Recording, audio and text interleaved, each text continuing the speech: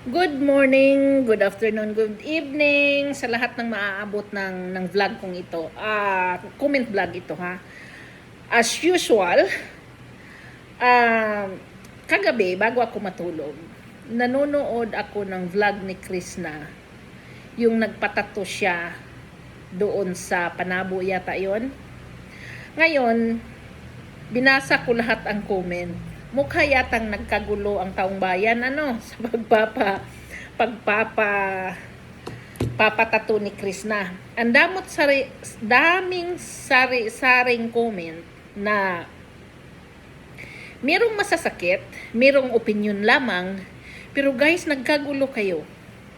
Ang hindi ko maintindihan sa inyo, bakit kayo ang may malaking indignation sa pagpapatato ni Krishna, samantalang katawan naman niya yon, arms niya yon, at yun ang gusto ninyo. Okay, tayong tao, tayo lahat, ay iba't iba ang pananaw sa pagpapatato. Ako man, ayaw ko ng tattoo na marami, dahil agree ako doon sa iba na marumi tingnan.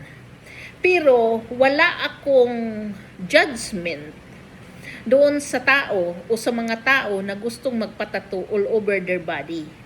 Kasi kagustuhan nila yon. At sila naman ang may hawak ng kanilang katawan, ng kanilang skin. At kung yung gusto nilang dalhin yung art nila sa skin nila, wala tayong magagawa dyan dahil ano yan. It surpasses our own opinion.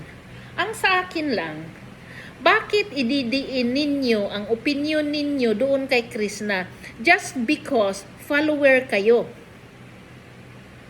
Hindi kayong pwedeng magdikta sa gusto ninyo para sa isang tao dahil pina-follow nyo siya. The shortcut is, kung ayaw ninyo sa kanya, din stop following her. 'Di ba? Kasi, ang dami kasing comment ninyo na masasakit eh. Meron dito, si Charmaine. Desperada mana, inana, walay sakit ang tato, basta desperada ka. Hindi. Di ba sinabi niya nasasaktan siya at marami nga siyang cream nilalagay at naubos yung cream na pinapakita niya dahil nga masakit. So tinitiis lang niya yung sakit dahil gusto niya yun eh. Alam niyo ba yun yung pag gusto mo ang isang bagay, kahit na masakit gagawin mo?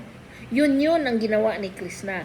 Dahil gusto niya yung tattoo niya na ganun, ay kahit na masakit, tinanggap niya yun. Tinitiis niya. So bakit kayo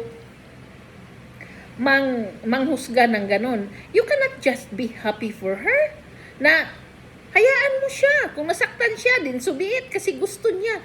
Ano na lang ba yung just go with the flow? Huwag niyo ipilit yung mga ano ninyo. Lahat tayo may different pananaw sa tato. Ako ayaw ko ng tato, pero gusto ko ng tato na yung maliit lang. Yun lang ang gusto kong tato. Hindi yung marami all over the body. Ako yun. Pero yung ibang tao gusto nila yung art dalhin nila sa yung painting dalhin nila sa sarili nila. So bakit kayo magagalit or mag-opinion ng masakit? Merong isa, ito si Miss Universe. Di man ta kabuot kay iya manak, pero pastilan hugaw na kaayo tan-awon. Gamay lang unta, dili ing ana, walay angay, mariwana pa jud, unsa adika? Miss Universe. Hindi mariwana yung pinapaprint ni Krishna. Dahon yan ng parang sa Canada mo yan makita o doon sa Europe o doon sa Japan, yung malalamig na lugar na it will turn into yellow, red, brown. Magandang kahoy yan pag nag-autumn. Kaya yun ang pinapaprint niya dahil nagbabago-bago ang kulay nung dahon na yan pagdating ng pag-umpisa ng malamig. Hindi yan marijuana. Kaya ikaw, Tingnan mo, mabilis kang mag-isip na marijuana at iniisip mo kaagad na adik si Krishna. Bakit ganun? Ganyan, marijuana lang ba ang may dahon ganun? Palibhasa, ikaw, hindi ka yata nakatravel eh. Hanggang dyan ka lang saan ka ngayon. Huwag naman ganun. Lawakan ninyo, pang-iisip ninyo. At kung wala na kayong masabi, cut it short. Ito pa, meron isa. Sandali. Itong ng asawa ko.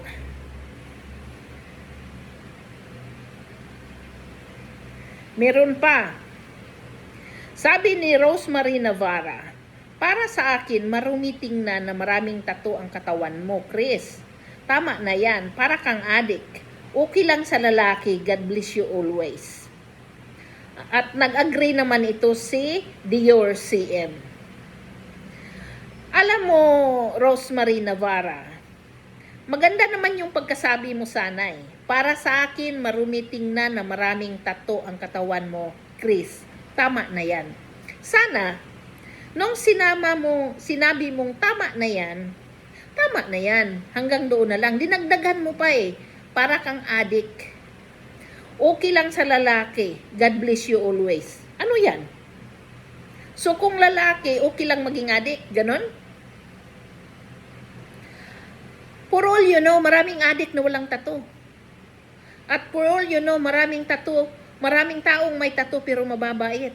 Yan ang isipin mo, Rosemary Navarra.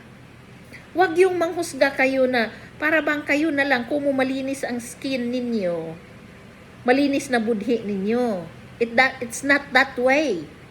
Maraming taong malinis ang skin, kakinis-kinisan, pero yung budhi marumi. Katulad lang yan ng mga politiko natin, nakabarong, napakadisinting tingnan pero magnanakaw. Alam mo yon?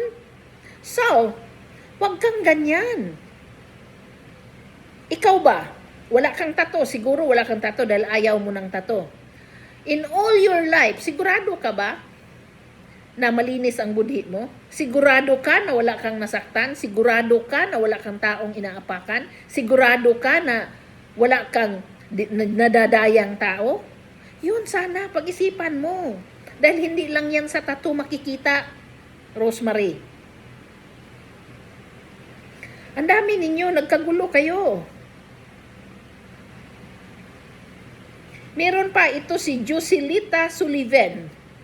Ambot lang gyud nga dili ko ganahan og mga tattoo, hugaw manggud tan-awon. Imbis kay limpyo ang imong panit, nganong hugaw-hugawan man gyud. Jocelita Sullivan.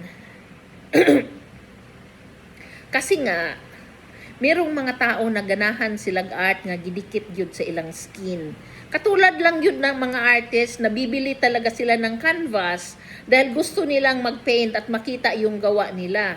Itong mga taong gusto ng tattoo, yung gusto nila yung tattoo art ay idikit talaga sa skin. So, yung mga ganon, okay lang yan. Huwag niyong husgahan. Ang isipin ninyo kung ano bang gusto ng tao, anong gusto ninyo. Walang pakialamanan. 'Di ba? Kasi lahat naman tayo iba't ibang gusto eh. Ito pa si Josephine Abilia Serdan. Ang ipinagtataka ko lang kay Krishna, isa siyang Christian. Hindi niya dapat dumihan ang katawan. Biyaya sa kanya ng Diyos. Okay lang naman sana kung tago ang tattoo niya. Nakikita kasi duming tingnan. So ang issue mo, hindi talaga dahil Christian, hindi magpatato, kundi okay lang magpatato basta natatago at hindi lang makikita sa mga mata ng tao o mga mata mo. Ganon yon ang issue mo, Josephine. It so happens na sa daming tao ngayon na uso ang tato. Kaya hindi mo talaga mapipigil yan mga tao magpatato dahil gusto nila. Ngayon, kung ikaw ayaw mo ng tato, huwag kang magpatato. Pero huwag ka din makialam doon sa mga taong nagpatato. Huwag kang magko-comment ng masama dahil hindi mo naman yan skin, di ba? At hindi mo alam kung gaano kasaya yung taong nagpatato dahil sa tato na yon. So, tayo, may iba't ibang ano tayo, may iba't ibang gusto sa buhay. Kaya kindly mind your own business sa mga bagay-bagay sa buhay. Huwag lahat pakialaman. Sabi naman ni Rodora Delgado, uunahin mo muna ngipin mo. Ipaayos bago ng tato. Iba na talaga ang mapira at lahat ng gusto mabibili mo na. Rodora Delgado, may issue ka ba sa pira ni Krishna? At bakit mo manduhan si Krishna nang uunahin ang ngipin niya? Na alam ko na nagpunta na yan ng dentist at alam din naman niya kung anong unahin niya. For all you know, nagpunta na yan ng dentist o baka sinabihan siya ng dentist na mag-wait ka ng 1 year or 6 months bago natin gawin yung susunod. Kasi ang ngipin, Rodora, ako palagi akong nasa dentist. Itong ngipin ko, kalilinis lang. At merong mga times na sabi ng dentist na mag-wait ka ng ilang months o 1 year para gawin yung kabila dahil hindi po pwedeng sabayin yan. So, malay natin na yun ang sinabi ng doktor sa kanya, kaya hindi pa magawa yung kabilang ngipin niya. So, kayo ba? Ang ano ninyo, na lahat na lang binabantayan ninyo. Followers tayo, oo. Pero hindi tayo ang magdikta kung anong gawin ng isang tao. O di ba? Kasi isa lang naman yan. Kung ayaw ninyo kay Krishna dahil nagpatato, din i-unfollow ninyo. Pero yung husgahan ninyo kay hindi niya sinunod yung gusto nyo, ibang usapan yun.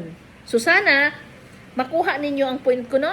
Na walang pakialamanan, lahat tayo may karapatan sa buhay sa sarili natin.